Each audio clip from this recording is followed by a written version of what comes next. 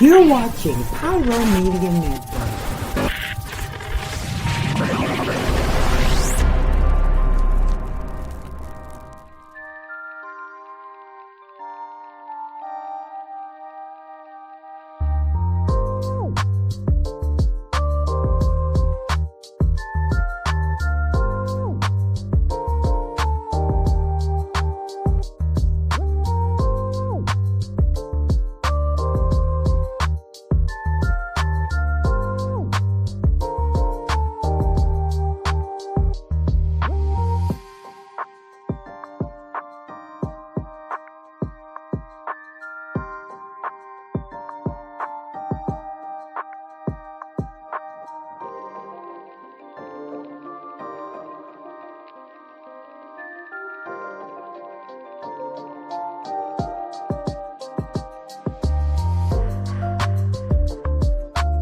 Hello, Pyro Media family. Thank you for tuning in.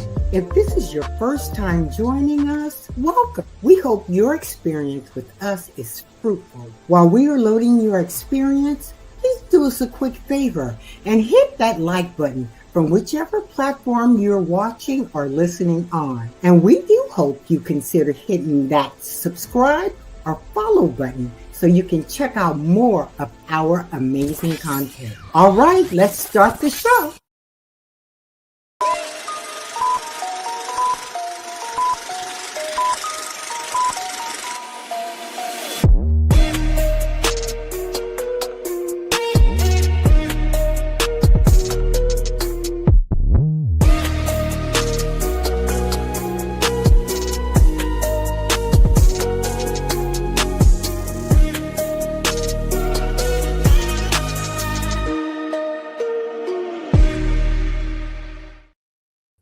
What is going on, everybody? Welcome to another episode of Kwame Speaks Live. Thank you guys so much for tuning in. I appreciate you guys. Listen, I wasn't going to go live today. I've been feeling a little under weather the past couple of days, which is why I haven't done the Pyro Power Hour for Wednesday. And also I was going to do a special yesterday because I missed Wednesday, but I haven't been feeling well. But this morning I had to get on online and talk to you guys about what's going on. Listen, it's a lot going on. But I want to focus in on one thing. I'm not going to be before you guys too long because I want you guys to get your weekend started. It is Super Bowl weekend, so shout out to Bad Bunny, shout out to Bad Bunny Bowl, and we're looking forward to all of those things. Let's get into the show, shall we? Hold on 1 second. There we go. First and foremost, if you have not done so already, make sure you hit that like button, share, and subscribe. Thank you guys so much for tuning on in. What is going on, Cyrus? Thank you for joining. What is up, Michaela? Thank you for joining. And thank you guys for tuning in earlier today for the Darryl Walter show. I appreciate you guys. Go ahead and check that out. It was a really good episode. Also, subscribe if you haven't done so already, so you can check out this show and many more on the network. Also, if you're feeling so inclined, if you like what you guys are seeing, don't forget, feel free to support Pyro Media. Shout out to you, Cyrus. Thank you so much for your donation to Pyro Media. We appreciate it. And also, if you're feeling so inclined to bless me directly, you can do so by hitting me up at $Kwame C86 on Cash App. Thank you guys so much. All right, guys, let's get into what's been going on today. It is a lot going on today, but I wanted to really focus on one particular situation that's been going on. But I have a real question for you guys. Are you really surprised? Like, are you really surprised at what's going on? Okay. If you don't know what's going on, I'm going to give you a little clip, a news clip that happened today. I'm not going to play the whole thing, but I want you guys to get a gist of what's going on, and let's discuss on the other side. Take a look. And the White House is responding to criticism after President Trump posted a video that includes a racist meme depicting former President Obama and his wife Michelle as apes. Now the Senate's only black Republican senator is responding and calling out the White House. ABC's Jay O'Brien's here with more on that. Hi, Jay, what's the latest? Yeah, Diane, just moments ago, the video was deleted from President Trump's account, and it comes after a growing chorus of Republican lawmakers called on the White House to take the racist image down, including, as you say, Senator Tim Scott, who posted the image in addition to his post. ABC is not showing the image, but we are showing you the post. And it says, quote, praying it was fake because it's the most racist thing I've seen out of this White House. The president should remove it. The racist image comes at the end of a minute-long video the president posted on his social media platform. The first 59 seconds describe debunk election conspiracy theories from 2020. And at the end, the video suddenly cuts to an animated meme showing the Obamas' faces on the bodies of apes. The NAACP is out with a statement saying, in part, quote, Donald Trump's video is blatantly racist, disgusting, and utterly despicable, end quote. That again from the NAACP. Images of black people as apes have been used throughout American history to dehumanize them. Slave traders and segregationists use these types of images to depict black people as inferior, and at times it's led to violence. Initially, White House Press Secretary Caroline Leavitt said in a statement, quote, this is from an internet meme depicting President Trump as the king of the jungle and Democrats as characters from The Lion King. Please stop the fake outrage and report on something today that actually matters to the American public, end quote. But again, since that statement, the video now appears to have been deleted, and the White House is now saying from an anonymous staffer, quote, that they erroneously made the post. The video that Leavitt described in that initial statement I just played for you was originally shared on Facebook last October by the Hardin County Republican Party of Kentucky. The chairman of that group issued an apology at the time and deleted the original post after backlash. And again, a number of Republican lawmakers are reacting to this. Another is Republican Congressman Mike Lawler. He's posting, quote, the president's post is wrong and incredibly offensive, whether intentional or a mistake, and it should be deleted immediately with an apology offered. The Obamas have not commented on the video at this point, Diane. All right, Jay O'Brien, thank you. I don't know what else to say, y'all. I just, first of all, yes, Michaela, what you just said, Tim Scott even said something, and speaking up, the world is going crazy. I'm not going to put up what you put because I can't, because I don't want to get flagged on YouTube, but I don't know why anybody's surprised by him. He's always been jealous of Obama. It's clear in how he is. Obama's more of a man than he is. He's more of a president than he ever was, and he's done things that he has not and will never be able to do, i.e. the Nobel Peace Prize, i.e. having one of the best economies in presidential history, i.e. being scandal free. I mean, what more do you need? This was the trope that he posted on Truth Social, and I'm just, it's disgusting. I'm not going to play the video. I didn't want to download it. I think it's disgusting. I think he's disgusting. But again, I'm not surprised. And a lot of people are saying, oh, this is a distraction from the Epstein files. Absolutely, they're a distraction from the Epstein files. They're also a distraction from the stuff that's going on with ICE. They're also a distraction from so much, from his horrible leadership and horrible policies. This is not a surprise. But my question is what's going to happen to all of those raccoons that were sitting there amping him up? Tim Scott's already flipped and said that this was wrong. What are you going to do, Nikki? What are you going to do, Candace? And I'm interested about the Republican pundits that constantly bootlick and ass kiss Trump. None of this should be a surprise. None of this should be a surprise. None of this should be, a shock to anything. None of this should be like, oh, he's gone to a new low. He's been doing low bar stuff. The only thing that should be shocking y'all is you being shocked. I'm not saying to get desensitized, but what I am saying is you should not be shocked or surprised by the racism that comes from this president.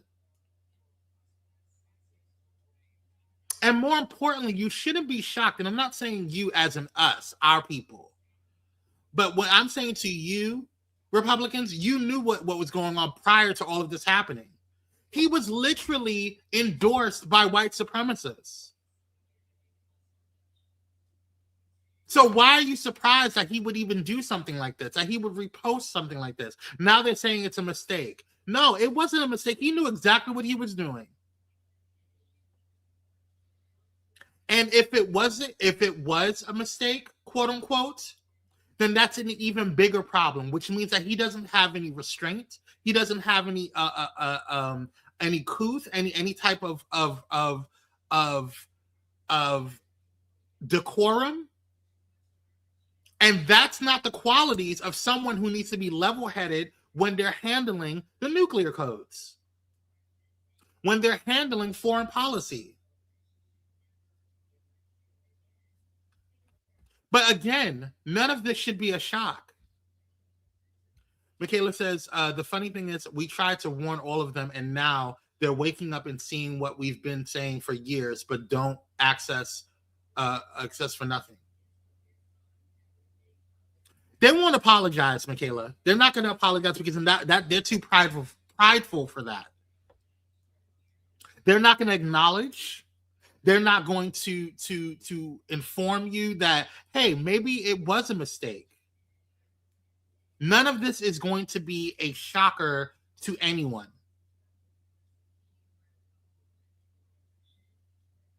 None of this is going to be a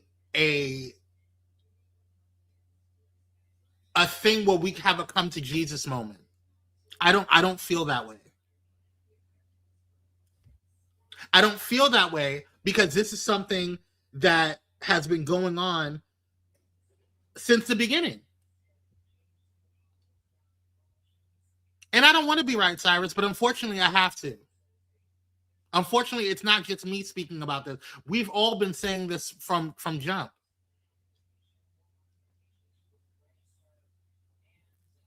I want people to get to a point where we stop getting ourselves desensitized and we start really informing ourselves of what's going on. What I'm seeing from the Republican Party, those that are speaking out against this, is like what we see when it comes to situations where we tell people, you know, you get that one friend or that one person in your life that were like, hey girl, you probably shouldn't date him. He looks like he has anger issues. Or he looks like he steals. He's not the right one. Or something's going on with that person. They give you yellow flags.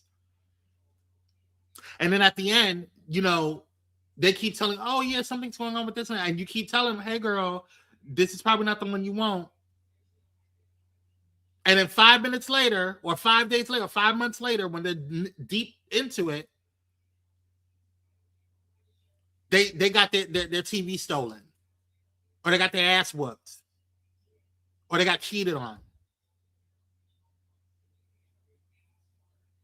Y'all have ignored the yellow flags. Y'all have ignored Black people. Y'all have ignored brown people. Y'all have ignored the LGBTQ community. Y'all have ignored your own people that have told you, hey, something's going on with this dude.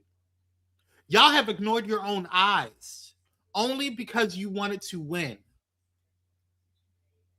And your agenda, your thirst for power was so overrode everything else. It overrode your morals, your dignity. And now look what's going on. We got this one in office, handling the nuclear codes, cussing out reporters. It's one thing to be engaging the reporters and the press and to be assertive with them and to be resistant with them. But to have flat out like name calling and like this is something we have never seen before. Even the worst president you can think of prior to this fool. Whether it be Reagan, whether it be Bush, any one of the Bushes, they had never acted this way towards the press. You have not seen such a lack of leadership when it came to the administration.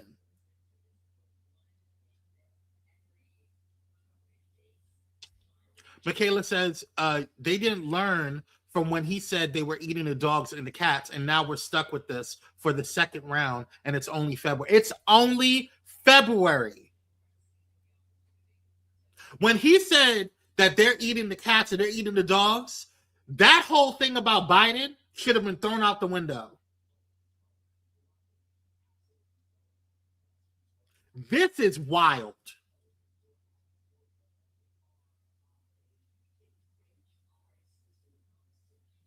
We're going to take a quick commercial break because we got to pay bills. But I want to talk about, and I'm going to close out. We're going to probably do a little shorter episode today. But I want to close out what's going on and my thoughts on overall what's going on with this administration and specifically with this country. We'll be right back on the other side.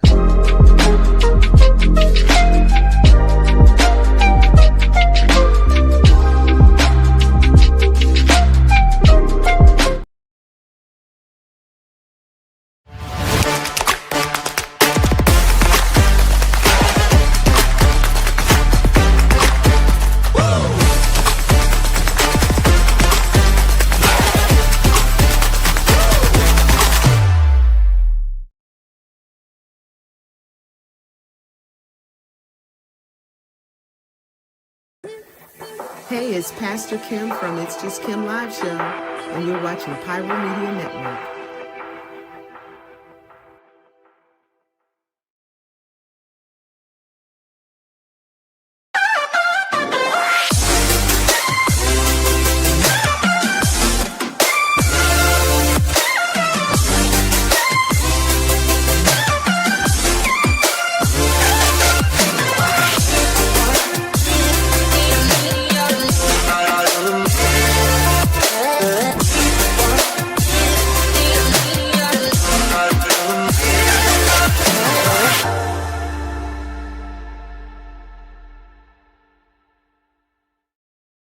Hey, how y'all doing? Real quick, this is Daryl Walter, host of the Daryl Walter Show. I know. And you are watching Pyro Media Network.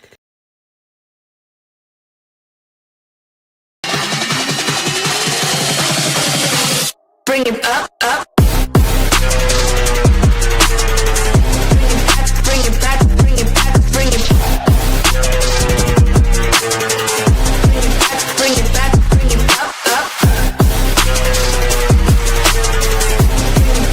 back. Bring it back. Bring it back. Bring it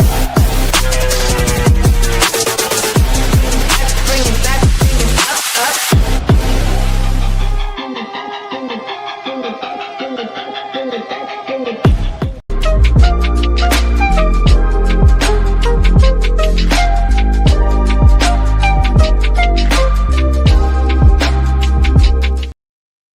And we are black by popular demand. Thank you guys so much for tuning in. Make sure that you guys are subscribed if you haven't done so already. Subscribe to Pyro Media Network, or if you're watching on Kwame Speaks, go ahead and subscribe to Kwame Speaks on YouTube as well. Also, like, share, and again, subscribe if you haven't done so. All right. It does help the algorithm. Appreciate you. All right, y'all. Let's go ahead and get into this closing real quick because I'm just really... Like, before we get out of here, like, let's put a bow on this because, like, I'm not even understanding why anybody's surprised, why anybody's having an issue with not that they're having an issue, but why people are just in total shock with the whole situation. Okay? What we saw in True Social wasn't a joke. It wasn't. It wasn't taken out of context, and it damn sure wasn't accidental. When Donald Trump reaches back into the racist monkey trope to talk about the Obamas, that's not free speech being edgy. That's white supremacy being comfortable. That's a reminder that no matter how educated, accomplished, or dignified Black people are, there are still folks who will reduce us to the caricatures the moment we challenge their power. But let's be very clear. Michelle Obama is one of the most respected women on the planet. Barack Obama was twice elected president of the United States, and still, the old dusty playbook comes out. Because racism doesn't care about resumes. It cares about hierarchy. And here's the part that really matters. This wasn't about the Obamas. This was a message to us. It was a signal to this base, to his base, that anti-blackness is still on the menu, that cruelty is still currency, that dehumanizing Black folks is still a political strategy. But hear me when I say this, and I need you to feel this in your chest, in your shata shando, right behind your kidneys plus supreme. We are not powerless. We are not confused. And in the words of Kamala Harris, we are not going back. We see the play, we know the history, and we are done pretending that racism needs more context instead of confrontation. To my fellow Black and brown listeners, your anger is valid. Your exhaustion is real, but so is your power. Every time they reach for a racist trope, it's because they're afraid of our clarity, our numbers, and our refusal to be silent. To our allies, now is not the time for whispers of neutrality. If it doesn't cost you anything to speak up, you're not holding and you're not speaking loud enough. And to anyone still trying to gaslight us into thinking this is, quote, just politics, no. This is about humanity.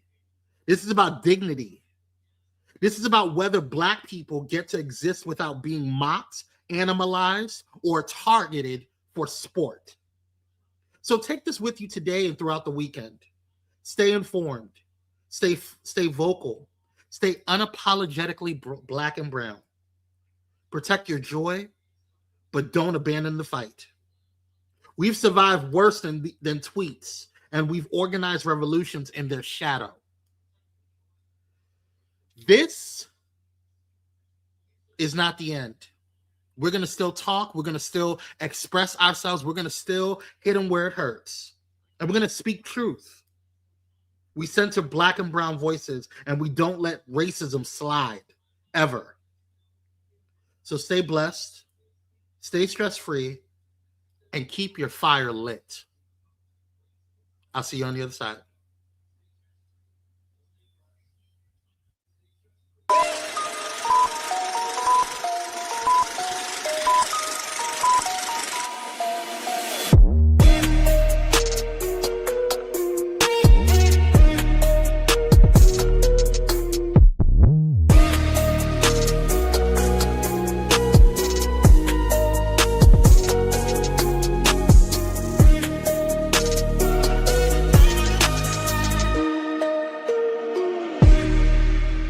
Thank you for watching Pyro Media Network. For more information, please visit pyromedianetwork.com.